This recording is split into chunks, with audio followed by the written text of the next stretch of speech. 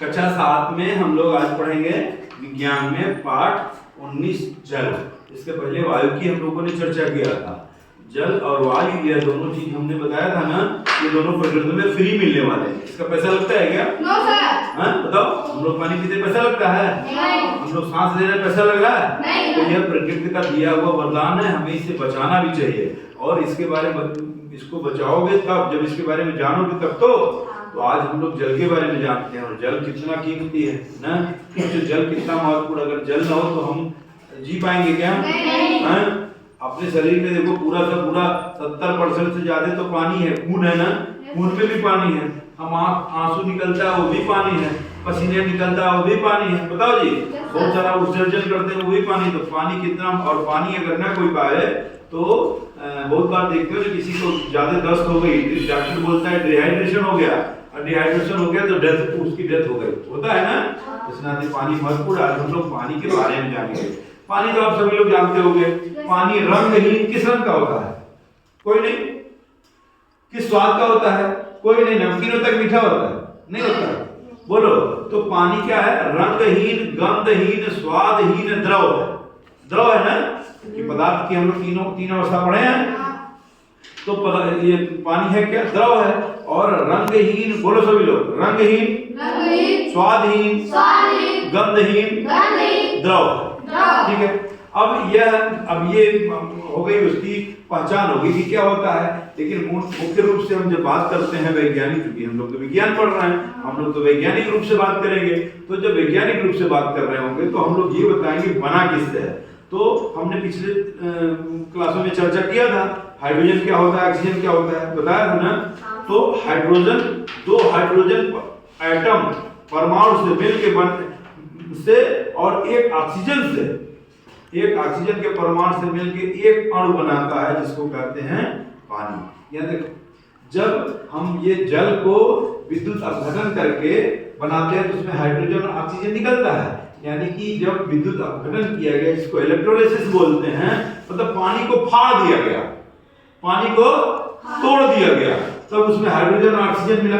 अब ये देखा गया कि कैसे किसी, यानी कि दो हाइड्रोजन के एटम मिले, परमाणु, और एक ऑक्सीजन का परमाणु मिला, तब जाके ये जल का एक अणु बनाया। देखो H यानी 2 H, एक को यानी एक ऑक्सीजन, ये एक ऑक्सीजन और 2 H, ये अलग अलग ऊर्जाओं की बधे हुए हैं, सटा हुआ है ना, ये ऊर्जा लगी हुई है। ऊर्जा, जिसको आगे चल के तुम लोग जानो बॉन्ड बोलते हैं। बॉन्ड यानी इसमें से कुछ ऊर्जा ये दिया, कुछ ऊर्जा ये दिया। ऊर्जा मतलब इलेक्ट्रॉन, ये कुछ दिया, ये दोनों सट गए एक दूसरे से, एकदम बंधन हो गए, अब ये अलग नहीं होंगे।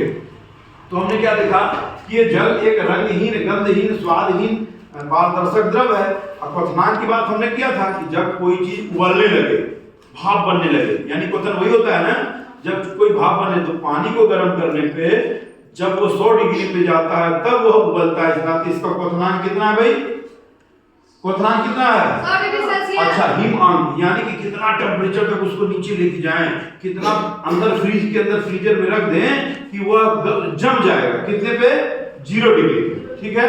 अच्छा, पानी जब ठंडा होता है तो सॉलिड होता है ना, मतलब ठोस हो गया यानी बर्फ बन गया, तब इसका घनत्व तो जल से कम हो जाता है ना। घनत्व के बारे में हमने बताया था ना, इकाई आयत की इकाई आयतन की संगत को घनत्व कहते हैं। m = v × d, हमने इसकी चर्चा किया था कि घनत्व बराबर द्रव्यमान बटा वॉल्यूम। इस पे हमने सवाल भी तो लगाया है। ठीक है, चलो। अच्छा, जल का अधिकतम घनत्व कब होता है? सबसे ज्यादा जगह कब घेरता है, सबसे ज्यादा वजन कब होता है? जब वो 4 डिग्री सेल्सियस पे होता है। अभी देखो, कुछ हम लोग जब कुछ पैकेट लेते हो ना, सबसे कुछ मैंने कहा था कि जो पैकेट का तेल, घी, जो भी पैकेट में आएगा, उस पर जितना भी चीज लिखा रहता है, आप उसको देखो और देख के बताओ हमको क्या लिखा है, कितना डिग्री टेम्परेचर पे है, कितने डिग्री पे पैकिंग किया गया है, कब उसका एक्सपायरी है, कब उसका मैन्युफैक्चर है, कब उसका कितने मूल्य का मिलता है, वो MRP है कि प्राइस है। ठीक है, मैं कहा था ना सबसे देखने, इसको देख के करना। चलो, अब अच्छा देखो, जब पानी, जैसे लोहा है ना, लोहे को अगर बहुत दिन तक जैसे क्षण और को बाहर धूप में रख दिया जाए पानी में, तो उस पे हवा लगेगा, पानी लगेगा, तो लोहा क्या हो जाता है? मुरझा हो जाता है। क्या होता है? मुरझा। यानी कि जब लोहे को जब पानी के और हवा के संपर्क में नियमित रखते हैं तो उसमें मूर्छा लग जाता है। इसको क्या बोलते हैं? संक्षारण। क्या? संक्षारण। अच्छा, जल का और भी गुण होता है। जैसे जल अगर किसी सक्रिय धातुओं से क्रिया करके, जैसे सोडियम, कैल्शियम, जिंक, इन सबों से क्रिया करके ये सोडियम हाइड्रोक्साइड बनाता है और हाइड्रोजन निकालता है।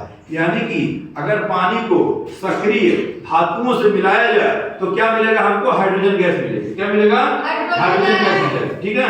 अब आज के डेट में जैसे देखो, आज कितनी तारीख है? 6/11/2025। मैंने बताया था ना, सभी लोग पीरियडिक टेबल के हिसाब से करेंगे।